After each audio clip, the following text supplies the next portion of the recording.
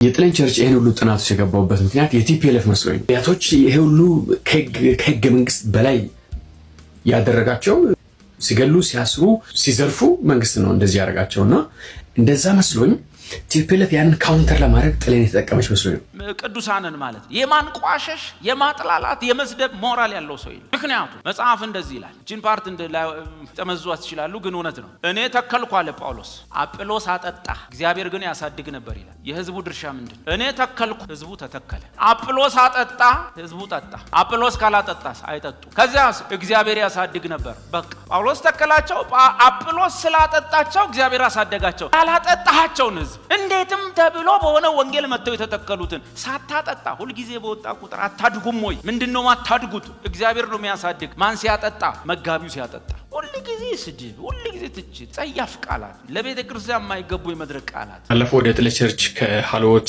ባለሀብቶች መፍለሳቸውን ተከትሎ በዘንና በጥለ መካከል መጠነኛ ክፍተት ተፈጥሮ እንደነበረ ያው የአደባባይ ምስጢር ስለሆነ ብዙም ማብራራት አስፈላጊ አይደለም። ነገር ግን ከሃልዎት ጋር ሊንክ ያሉ ሰዎች የሽሙጥ ሲናገሩ እንሰማለን። አንደኛው ባለፈው አጋቦስ ያነሳው ነው። አጋቦስ ምንድነው ያነሳው? ተማሪዎችን ትከታተልም ታስተምራቸውም ዝም ብለህ መሰብሰብ ብቻ ነው የተያዝከው ብሎ ነው የተቸውና አንደኛ የጥለ ቸርች ኮፒ የተደረገው የሃልዎት ነው።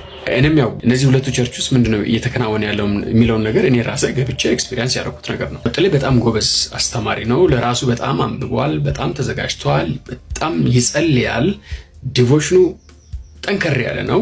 ነገር ግን ደቀ መዝሙር በማፍራት ረገድ ትንሽ ደካማ ነው። የሃልዎት ባህሪ ስለሆነ ማለት ነው። ለምሳሌ ጥለ ከየትም በአብዛኛው የጥለ ቸርች የመጡት ከአዲስ ኪዳን ካህናት ከዮናታን አክሊሉ ጋር በጣም ብዙ መጥተዋል።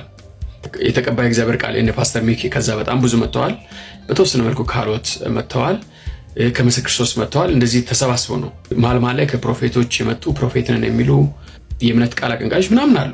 ዘልፈኛል፣ ቀጥቅጠኛል፣ ሰድበኛል። ኦኬ እኔ እንኳን ከሃይማኖት ቤት የመጣው ጸጋን እየሰበኩ ነው። ምን ኮት አርገ ስንት ዓመት ምንድን ነበር የሰራው? እኛ ኮዛ ውስጥ ነው ጨርሰን የመጣን። ከነቀሚሳችን እኮ ነው ጳጳሱ ምንድን ነው በስራችን አይደለም ብለው ያሳርፉ። ስመጣ ሰው ኮት አርጎ ያለቅሳል። ይሄ ነገር እንዴት ነው ማለት? እዛ እሳቸው ይኸው እዚህ ቄራ ነው። ቄራ ማታ አስገብተው ሲያስተምሩን 40 ተማሪ የዘጠና ምናምን ዓመት ወደ ጌታ ሄደዋል። ልጆቼ እያሉ ቤዛ ማለት ይሄ ነው እያሉ ወይኔ ከነቀሚሴ ከዚህ በፊት ነግሬያቸዋለሁ።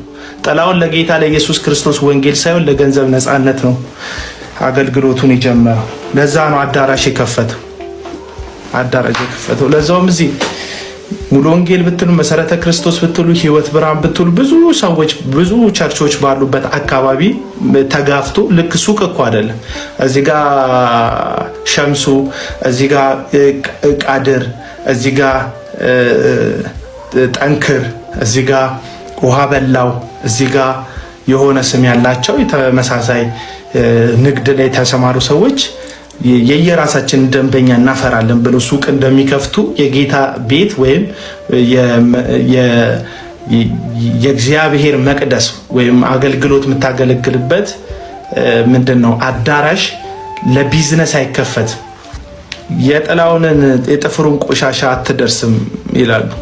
በነገራችን ላይ በተለይ በዚህ ዘመን ሌቦች አጭበርባሪዎች በበዙበት ዘመን ፓስተር ተብሎ መጠራትም ለኛ ከነሱ ጋር እያመሳሰለን ነው። ይሄን ያህል ክብርም አላገኘንበት። ከምሬ ነው ማለት ወይ ሆነ ሲኒየርም ጁኒየርም ብትለኝ ሲኒየር ሌባ አለ፣ ጁኒየር ሌባ አለ። ምንም እና ያመሳስላል። ሰው ሁሉ ከነሱ ጋር እየሸቀጠን እየወቀጠን ያለው ምን እንደሚሻለን አናውቅም። ከአራ አይደለንም የተለያየንን ብንል ያው ነህ ጴንጤ ነው እያሉ የደበሉን ነው። ግን መጽሐፍ ቅዱስ ኢየሱስ ማንን እንዲህ ብላችኋል ችግር የለውም አለና ምን አለ? እናንተ ወንድማማች ናቸው አለ። በሐዋርያት ሥራ ምዕራፍ 15 ላይ በነበረው ስብሰባም ላይ ያዕቆብ ተነስቶም ጴጥሮስን ስለ ጴጥሮስ ሲናገር እግዚአብሔር ከአሕዛብ የመጡትን ሰዎች በጸጋ ብቻ እንደሚያድናቸው ስምዖን ተርኮልናል ነው ያለው አይደል? እንጂ ሲኒየር ሐዋርያ ከዋነኞቹ አንዱ ከበጎ ሐዋርያት ዋነኛው የሆነው ዛሬ መሐላችን ያለው ሲኒየር ሐዋርያ ጴጥሮስ ተርኮልናል ማለት ቀጥታ ስምዖን ተርኮልናል አለ። ለወደደን ከኃጢአታችን በደሙ ላጠበን መንግስትም አንድ መንግስት የሚለው ያው የካህናት መንግስት እንደ ኪንግደም ደግሞ በግል ኪንግ ጄምስ ቨርሽን ላይ ኪንግስ ኤንድ ፕሪስትስ አድርጎናል። ነገስታትና ለአምላኩ ማለት ቃል ምን ሆኗል? ቃል ምን ሆኗል? ስጋ ሆኗል። አምላክ ፍጹም ምን ሆነ? ሰው ሆነ። ስለዚህ አምላኬ ብሎ እንደጮኸ በዕብራውያን መጽሐፍ ላይ ደግሞ ከመዝሙረኛው ላይ ተጠቅሶ ጸሐፊውም እግዚአብሔርም ኢየሱስን እንደዚህ እንዳሉት ኢየሱስን እግዚአብሔር አብ ዕብራውያን መጽሐፍ ላይ ኢየሱስን ምን አለ? እግዚአብሔር ኢየሱስን አምላክ ሆይ ምን ብሎ ነው የሚጀምረው? ስለ መላእክት አንተ ልጄን እኔ ዛሬ ወለድኩ ብሎ ከቶ የተናገረው ለማን ነው? ስለ ልጁ ግን እግዚአብሔር ምን አለ? አምላክ ሆይ ጽድቅን ወደድክ፣ አመፅን ጠላ። በትር የቅንነት በትር ነው፣ ዙፋን ለዘላለም ነው። ስለዚህ እግዚአብሔር አምላክህ በደስታ ዘይት ቀባህ። ከጓደኞች መካከል ማን ሆይ? አቤት አምላክ ሆይ አለ። ማን? አብ ወልድን አምላክ ሆይ እግዚአብሔር አምላክህ በደስታ ዘይት ቀባህ። ጉድ እኮ አምላክ ሆይ አምላክ ነው፣ እግዚአብሔር አምላክ ሰው ሆኗል። ልክ እንደዚያ ማለት። ስለዚህ ይሄ ጥቅስ የጀሆቫ ጥቅስ አይደለም። ይሄ ጥቅስ የሙስሊሞች ጥቅስ አይደለም። ይሄ ጥቅስ ቃል ስጋ መሆኑን በእርግጥ ላመኑ ክርስቲያኖች ቀድሞ የሚጠቅሱት ጥቅስ ነው። አባቴ ከኔ ይበልጣል። እውነት ውሸት ብሏል ኢየሱስ። አባቴ ከኔ ይበልጣል ብሏል።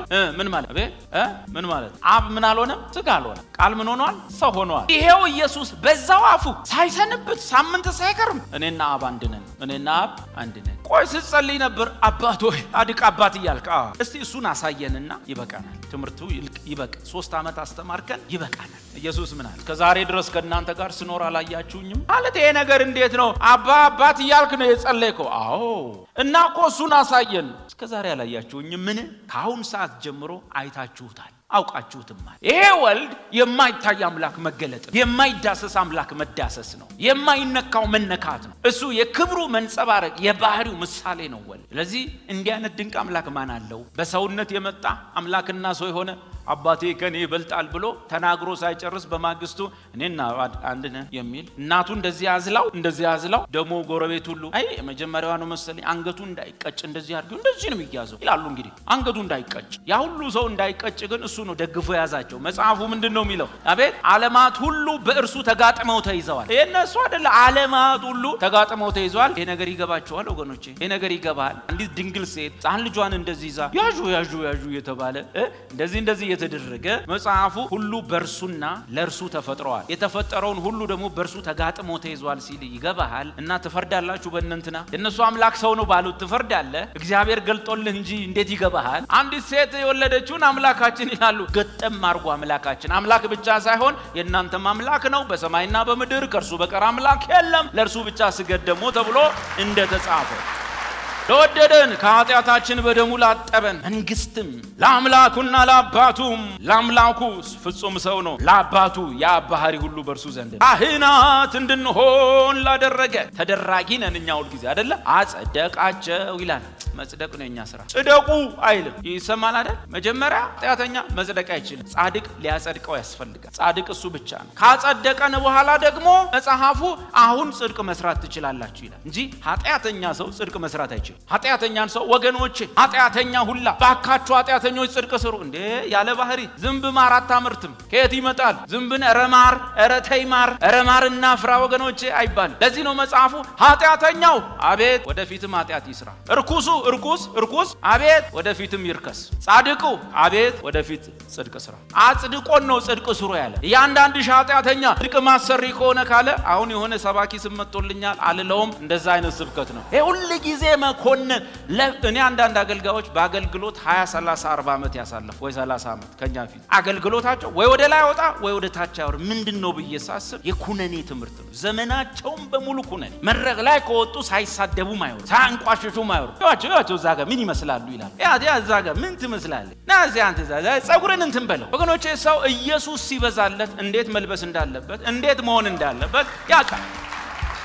በነገራችን ላይ ማህበር ማለት የኢትዮጵያን ቤተክርስቲያን ቅዱሳንን ማለት የማንቋሸሽ የማጥላላት የመስደብ ሞራል ያለው ሰው ይላል። ምክንያቱም መጽሐፍ እንደዚህ ይላል። ጂን ፓርት ተመዟት ይችላሉ ግን እውነት ነው። እኔ ተከልኩ አለ ጳውሎስ፣ አጵሎስ አጠጣ፣ እግዚአብሔር ግን ያሳድግ ነበር ይላል። የህዝቡ ድርሻ ምንድን? እኔ ተከልኩ፣ ህዝቡ ተተከለ። አጵሎስ አጠጣ፣ ህዝቡ ጠጣ። አጵሎስ ካላጠጣስ አይጠጡ። ከዚያስ እግዚአብሔር ያሳድግ ነበር። በቃ ጳውሎስ ተከላቸው፣ አጵሎስ ስላጠጣቸው እግዚአብሔር ያሳደጋቸው። ያላጠጣቸውን ህዝብ እንዴትም ተብሎ በሆነ ወንጌል መጥተው የተተከሉትን ሳታጠጣ ሁልጊዜ በወጣ ቁጥር አታድጉም ወይ? ምንድነው ማታድጉት? እግዚአብሔር ነው የሚያሳድግ። ማን ሲያጠጣ? መጋቢው ሲያጠጣ። ሁሉ ጊዜ ስድብ፣ ሁሉ ጊዜ ትችት፣ ጸያፍ ቃላት፣ ለቤተ ክርስቲያን የማይገቡ የመድረክ ቃላት፣ ጭቃ ሁሉ የቀቧቸው አቃለው ጂማ ናውጣ ምን ጸጉሩ ምን ይመስል ና ሂድ ከውጭ ጭቃምጭ ይቆማል። ደግሞ ሰው ይቀባል። እግዚአብሔር ይመስል ይሄን ህዝብ እኮ እንደ በነፍሱ እኮ ነው የተጫወተው። ደግሞ እና ምን አለ እሺ ቆሙ ሁለቱም ልጆች ጸጉራቸውን ምን የሚያካክል ጭቃ ቀባ ሂዱና ታጠቡ ነይ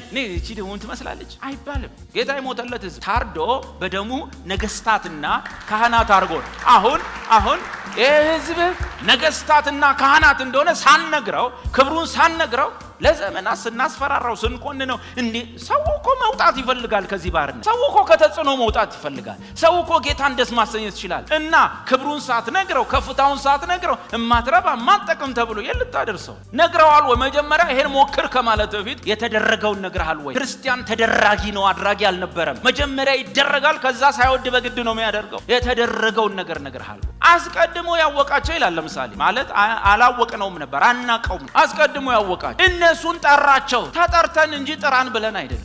የጠራቸውን ጸደቁ አላቸው አይልም። አጸደቃቸው። ያጸድቀን ጸደቅን። ያጸደቃቸውን እነርሱን ደግሞ አከበራቸው ነው። በቃ ምንም አረጋቸው። መጀመሪያ እግዚአብሔር ውድ ልጁን በመላክ የፈጸመውን ታላቅ መዳን ለእግዚአብሔር ቤተክርስቲያን መስበክ አለ እና በወጣን ቁጥር ኩነኔ እኔ ጅማ በተጋበዙ ቁጥር መተው ህዝብ ሰድበው የሚሄዱ ሰው ሰድበው አዋርደው አንድ ልጅ አለሽ ተነሽ ምን ትመስላለች? ያንቺ ኃጢአት እግዚአብሔር እንዲለኛል የዚህ ህዝብ ሁሉ ኃጢአት ይሰራል፣ ያንቺ ግን አይሰራም። እውነቴን ነው። ጅማ ውስጥ ይመጣሉ። ስድብ ነው።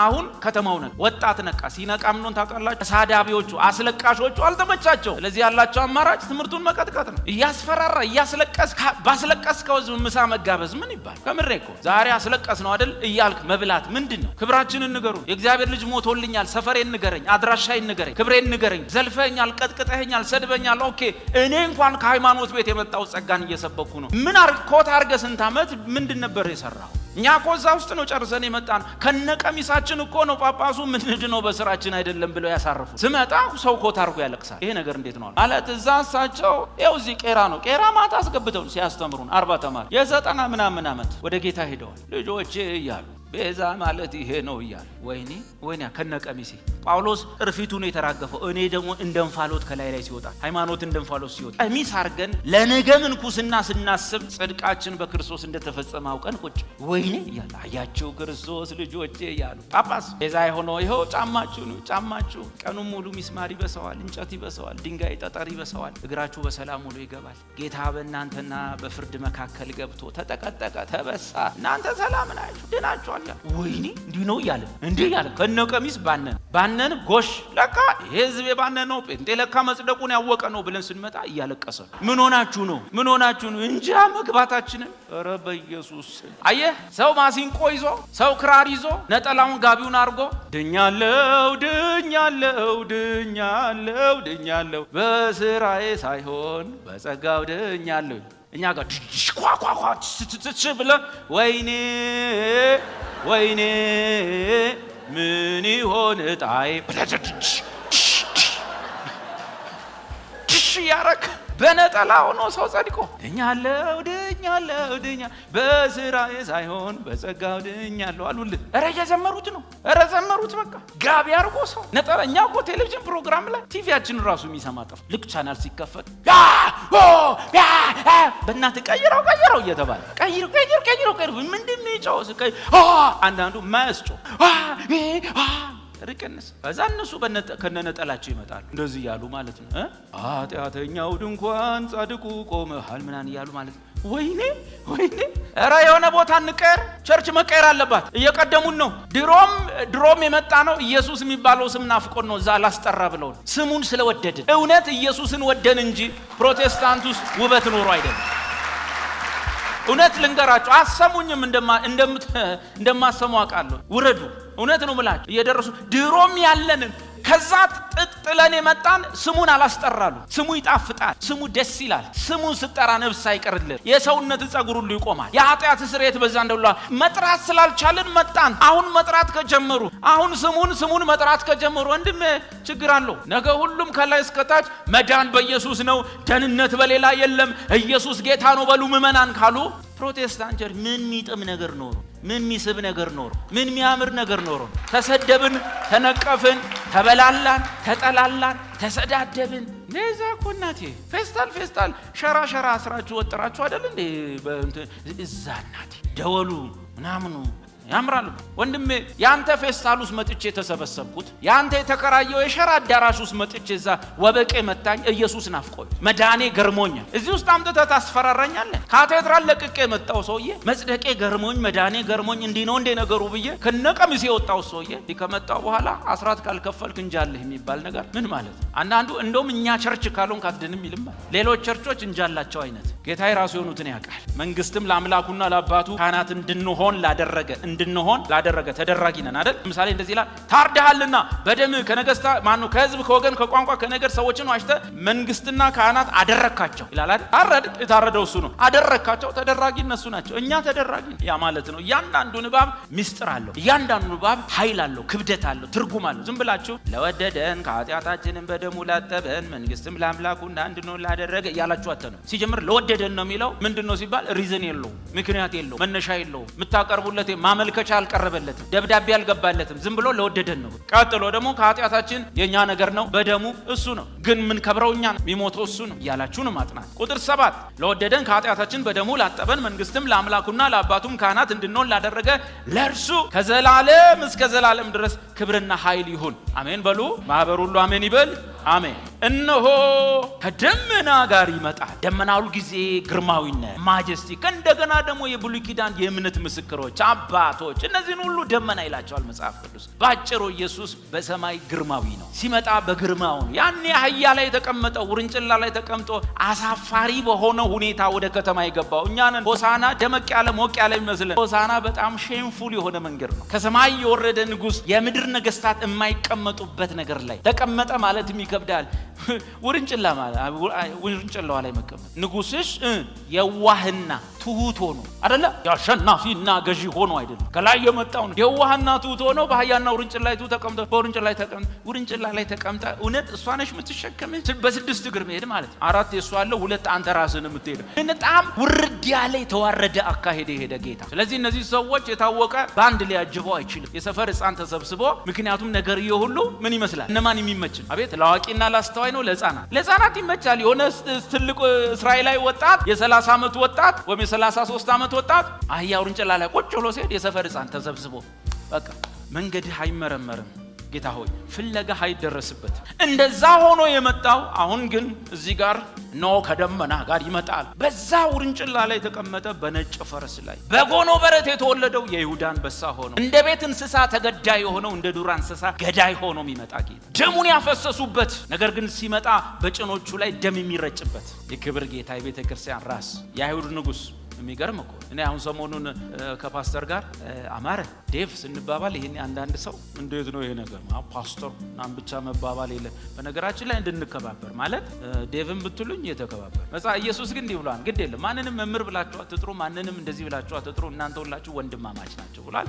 ችግር የለው። በሐዋርያት ስብሰባ ላይ ሐዋርያት ሥራ መጽሐፍ ላይ ማለት ነው ባለው ጉባኤ፣ በነገራችን ላይ በተለይ በዚህ ዘመን ሌቦች አጭበርባሪዎች በበዙበት ዘመን ፓስተር ተብሎ መጠራትም ለኛ ከነሱ ጋር ያመሳሰለን ነው። ይሄን ያህል ክብርም አላገኘንበት። ከምሬ ነው ማለት የሆነ ሲኒየርም ጁኒየርም ብትለኝ ሲኒየር ሌባ አለ፣ ጁኒየር ሌባ አለ፣ ምንም እና ያመሳስላል። ሰው ሁሉ ከነሱ ጋር እየሸቀጠን እየወቀጠን ያለው ምን እንደሚሻለን አናውቅም። ከአራ አይደለንም የተለያየንን ብንል ያውነ ጴንጤ ነው እያሉ የደበሉን ነው። ግን መጽሐፍ ቅዱስ ኢየሱስ ማንን እንዲህ ብላችሁ አትጥሩ እንደዚህ ችግር የለው ማለትና ምን አለ? እናንተ ወንድማማች ናቸው አለ። በሐዋርያት ሥራ ምዕራፍ 15 ላይ በነበረው ስብሰባም ላይ ያዕቆብ ተነስቶም ጴጥሮስን ስለ ጴጥሮስ ሲናገር እግዚአብሔር ከአሕዛብ የመጡትን ሰዎች በጸጋ ብቻ እንደሚያድናቸው ስምዖን ተርኮልናል ነው ያለው አይደል? እንጂ ሲኒየር ሐዋርያ ከዋነኞቹ አንዱ ከበጎ ሐዋርያት ዋነኛው የሆነው ዛሬ መሃላችን ያለው ሲኒየር ሐዋርያ ጴጥሮስ ተርኮልናል ማለት ቀጥታ ስምዖን ተርኮልናል አለ። ጴጥሮስም ደብዳቤውን ሲጽፍ ወንድማችን ጳውሎስ ብሎ ጻፈ። ያን የመሰለ ሶስተኛ ሰማይ ደርሶ የመጣ ሰው ገብቷቸዋል አይደል? ወንድማችን ጳውሎስ በጻፈው መልእክት ውስጥ ለመረዳት የሚቸግር ብዙ ነገር አለ፣ ብዙዎች ግን ለጥፋታቸው ያጣምዱታል ብሏል። ችግር የለውም። ወንድማችን ጳውሎስ እንደወረደም ደግሞ ጴጥሮስ ተባብሎ ተጠራርተው ገብቷቸዋል። ምን ማለት መሰላችሁ? ፓስተር ማለት የህዝብ አገልጋይ ማለት ነው። ገብቷቸዋል። ወንድም ስትሉኝ የእግዚአብሔር ልጅ ማለት ነው። እና ክብሩ እኮ እሱ ይበልጣል። ወንድምና ድሮ ወንድም ከሌ ወንድም ሲባል እንደ ብርቅ ነበር። ምንም ችግር የለውም ወንድም ሲባል፣ ያው ግን እንትን እያለ መከባበር ከዛም ያልፋል ለማለት ነው። ወንድማማቾች ነን። አሁን የሚገርመኝ ይሄን የሚያክል ሐዋርያ ራሱን አምጥቶኛ ጋር ምን አደረገ መሰላችሁ? እነዚህ ቤተክርስቲያን ውስጥ ያየሁት ነገር ይሄ እውነት ራስን ዝቅ ማድረግ ትትና ትላንትና ፓስተር በእግሬ ራሱ በእግር መሄድ ስለሚፈልግ ማለት ነው። በእግሬ ጂማ ከዚች ዙች ስለሆነ በእግራችን የትም እንሄዳለን። በእግሬ የት እንደሆነ አዙሮኝ ከኋላው እየተከተልኩ ይገርመኛል። የተቀባ ሰው እንደዚህ ይሄዳል? ሚገርም እኮ ነው። እግዚአብሔር ይሄን ጸጋ አይወስድብህም። ጌታ ይመስገን። እኔ ወንድማችሁ ግን ችግሩ ምንድነው? ሰው እንደዚህ ሲሆን ይናቃል። ሰው እንደዚህ ሲሆን ይናቃል። እናንተ ምን ይመስላል ሲሉት ነው ሰው የሚያከብረው። ያንዳንድ ተነሳና ሲላ እንፈራለን፣ እናከብራለን። እንደፈለጉ እኮ ነው የሚያደርጉ። እንደፈለጉ ወደዛ ሂዱ ስንል እንደዛ አይነት ተወደ ጳውሎስ ነው የጻፈው። እኛ ከናንተ ምንም ገንዘባችሁን አልቀማናችሁም፣ ምንም ከናንተ የቀማነው ነገር የለም፣ ግን አትወዱንም አለ። ከዛስ በኋላ ሌሎች ግን ገንዘባችሁን ይቀማሉ፣ አንዳንዶቹ እንደውም በጥፊ ይመቷቸዋል። እናንተ ግን እነሱን ትወዳላችሁ። በቃ የሰው ባህሪ ነው ብለን ትተናል። እኛም ራሳችን ገብቷል እንዴ አንገላቱታል። ገና ወደ ጌታ የመጣን ጊዜ ኮንፈረንስ አለ ሄድን። የሆነ ትልቅ ሜዳ አለ ጂማ ላይ መጣው ሰባኪ እንዳረጉን ነው። ምን ነው ወገኖቼ ይሄ ሁሉ ሜዳ የረገጣችሁትን ትወርሳላችሁ ተው ሂዱበት ተባለ። ያ ሁሉ 30 ሺህ 20 ሺህ ህዝብ ኮንፈረንስ ይወጣ ያን ሜዳ ሄደን ጨረስን በእግራችን። ለካ መሬት የመንግስት ነው፣ እኛ እናቀ ግን ምስኪኖች ነን። እንዲህ ሲያንገላቱን ነው ደስ ሚል። ሄድን ጨረሰ ህዝቡ ፈቃ በሉ ብለን አስፋልት አቋረጥን። ከዛ አሁን ተመለሱታል እስከ አስፋልት ተመለስን። ከዛ በወሩ መንግስት ሸንሽኖ ለማህበረሰቡ ቤት መስሪያ ያደረገው። ግን እኛ ሄድን ያን ሁሉ መሬት ህገወጥ ወረራ ማለት ነው። ምስኪኖች አሁን ሳስበው ከኛ እኮ ሂዱም ሲሉ እንሄዳለን፣ ወደ በዚህ ሳርጋጡም ሲሉ ወዘተ። እና ዮሐንስ ግን ራሱን እናንተ ጋር እንዴት እንዳወረደ ታያላችሁ። እኔ ወንድማችሁ ይሆንኩ እና እንናቀው። ይሄን ሰው እንናቀው? ኧረ አይደለም። መልእክቱ ከባድ ነው። ከእናንተም ጋር አብሬ መከራውንና መንግስቱን እስከዚያስ የኢየሱስ ክርስቶስንም ትዕግስት የመካፈል መከራ ሳይሆን መከራውን። ምን ማለት ነው? ዝም ብለህ መከራ አትብላ፣ መከራውን ብላ። ይሰማል? አንዳንዱ መከራ የሚበላው የክርስቶስ መከራ ተካፋይ ሆኖ አይደለም። የራሱን መከራ ወይ ሰርቆ መከራ ይበላል፣ ወይ ተሸውዶ መከራ ይበላል፣ ወይ የሆነ ነቢይ ላፍ ያደረገውና መከራ ይበላል። ሰውየው የራሱን መከራ ነው የሚበላ። ዮሐንስ ግን ብልህ ነው። ዝም ብሎ ከመከራ ጋር አይጋፈጥም። ሂሳብ አስልቶ መከራውን ይካፈላል። የኢየሱስን ይሰማል። ዝም ብለህ መከራ ይሄድ አትብላ ማለት በማይሆን ነገር መከራ ካልኩሌት አድርገህ መከራም ከመጣ መከራውን ቀጥሎስ መንግስቱን። ለምንድን ነው መከራውን ለመካፈል የታገሰው ሲባል ሂሳብ ሰርቶ ብድራቱን ተመልክቶ ከፊት ለፊት መከራውን ከክርስቶስ ጋር ከተካፈል መንግስቱንም ትካፈላለህ ነው። መንግስቱንም እስከዚያስ ድረስ መከራውን እየተካፈልኩ ነው፣ መንግስቱን እካፈላለሁ እና እስከዚያ ድረስ የኢየሱስ ክርስቶስን ትዕግስትን መካፈል። ምን ማለት ነው? ኢየሱስ በትዕግስት እየጠበቀ ምንን የኛን ወደሱ መሄድ። አንተ ብቻ አይደለም በትዕግስት እየጠበቀ ያለው፣ እግዚአብሔር ቀን ቀጥሯል እኛ ወደሱ የምንሄድበት። ትዕግስት እየጠበቀ ያለው 2000 ዓመት በአባቱ ቀኝ ቁጭ ብሎ እየጠበቀ ያለው ከናንተ የበለጠ እሱ። ይሄን በአንድ ምሳሌ ላይ አሳይቻችሁ ወርዳለሁ። በብሉይ ኪዳን መጽሐፍ ውስጥ የነበረ ታሪክ ይስሐቅ እንደምታውቁት በሞት ውስጥ ያለፈ ሰው፣ እግዚአብሔር እንዲህ ብሎ ስለሱ የተናገረለት